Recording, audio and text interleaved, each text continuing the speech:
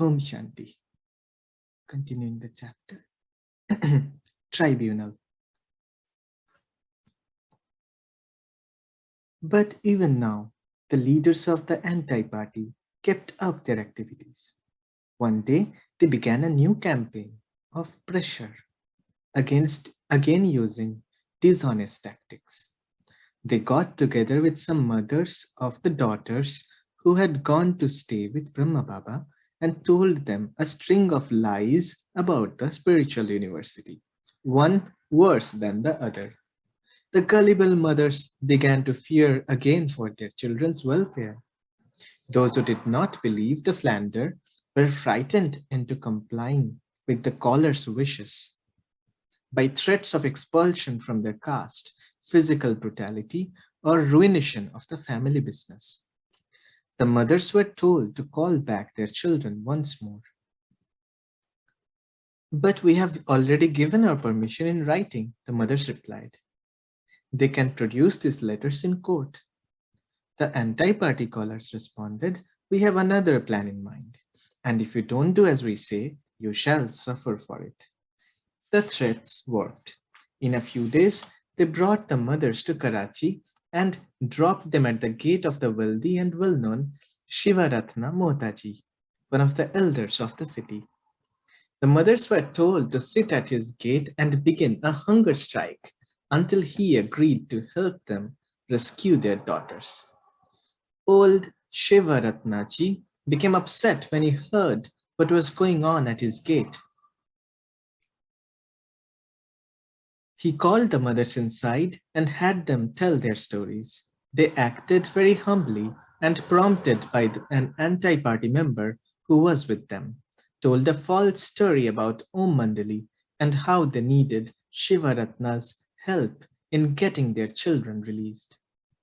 Would he call Baba and get him to send back their girls? Shivaratnaji believed the woman's story. He called up Baba then and there. Baba was quite friendly and promised to have the girls sent there right away. He went because Baba told us to go. We went because Baba told us to go, recalls B.K. Dadi Manoharindra, who was just a young girl at that time. We saw that Shivaratna's house was like a palace. When he looked at us, his eyes were red with anger. He asked us no questions, but simply ordered us to return to our mother's houses. When other people had gathered in his hall, he pointed to the young Brahma Kumaris. These girls have harassed their mothers, he charged, pointing at them. We felt as if a devil was throwing stones at us, Dadi Manoharindra remembers. On seeing all their anger, we just went and sat in the car. But at that moment, a voice spoke clearly in our souls. O Shaktis of God, do not be afraid of these people. Give them godly knowledge. You are the instruments for redeeming them. So the girls went back inside and stood before Shivaratna Mohtaji. We want to talk, said little B.K. Manoharindra. What is to be talked about? He replied gruffly. Babaji, do you know where you are sending us? The little girl asked him. I wish you to know what kind of life we are living at Om Mandali and why we are not ready to go home. I have only one desire from you, that you should be satisfied. We do not have any desire for gold or silver jewelry, nor for any of the wealth of this world. We wish only to lead a life of purity and holiness. These relatives of ours prevent us from attending satsang at Om Mandali. They object to the very purity that is the essence of spirituality. Instead of encouraging us to satisfy these highest aims of life, they harass us at every step. Once they take us from Om Mandali, they will beat us mercilessly, and other elders will then join in this. It has happened often enough before. Will you be able to tolerate that you have caused such harm to us by sending us back into their hands? We have done nothing to harm you, Babaji. Don't you know that they make us eat impure food by force? They take us by force to see dirty films. They do everything to corrupt our minds. When we sit quietly in meditation on God, they push us from behind or pull our hair. As Mohtaji listened, sympathetic feelings gradually began to seep into his minds for these girls. All right, he interrupted. I want to ask you one question. I have heard that you say no to marriage. Is this true? Sister Manohar shook her head and smiled. Babaji, it is not like that. We do not say no to marriage. Even Rama was married. Sri Krishna also married.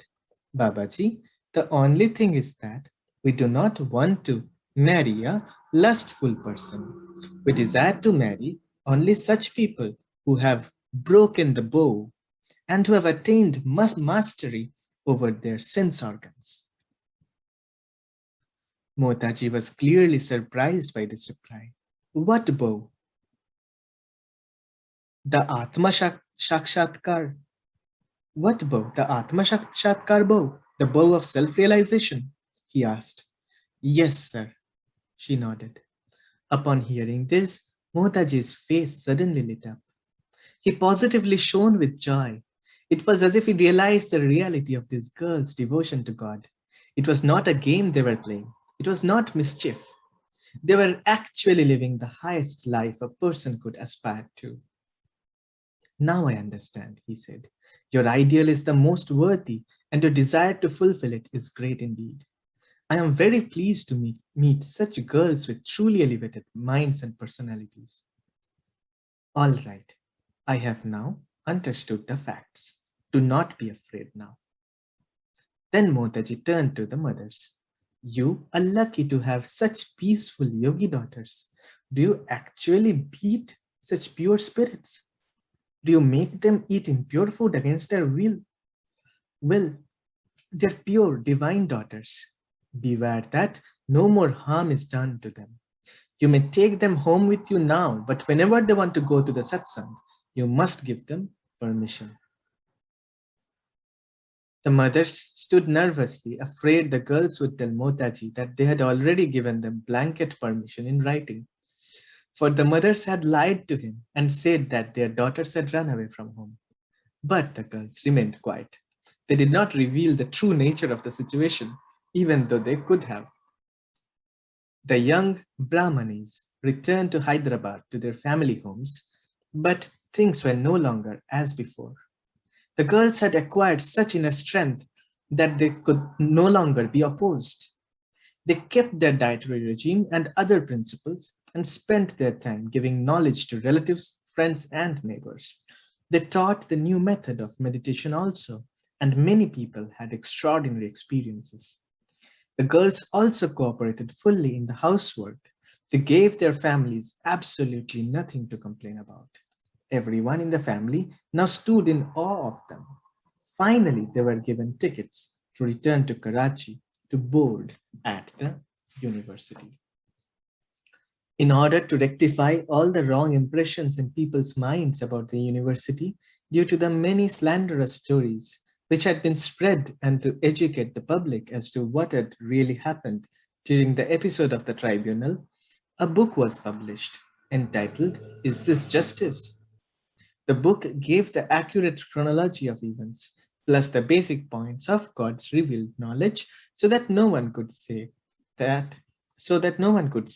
they were not told of the real import of all of these events. The book, along with other spiritual literature, was then given to hundreds of influential people so that they would not be prejudiced against Om Mandali on the basis of rumors. But it is not easy to overcome impressions in people's minds, especially when they are fearful and superstitious, and especially when opposing parties continue to pollute the atmosphere with lies. As it says in the Bhagavad Gita, the mother of all scriptures, whenever there is irreligiousness and unrighteousness in Bharat, India, I incarnate to re-establish true religion. And so, God has unobtrusively appeared upon the world stage. And though he has clearly explained his identity and his mission, because he has come in an ordinary body, and because he has not performed flashy magic tricks, only a few out of millions have recognized him. But at the end, the truth of his words and his work will be apparent to all. Om Shanti.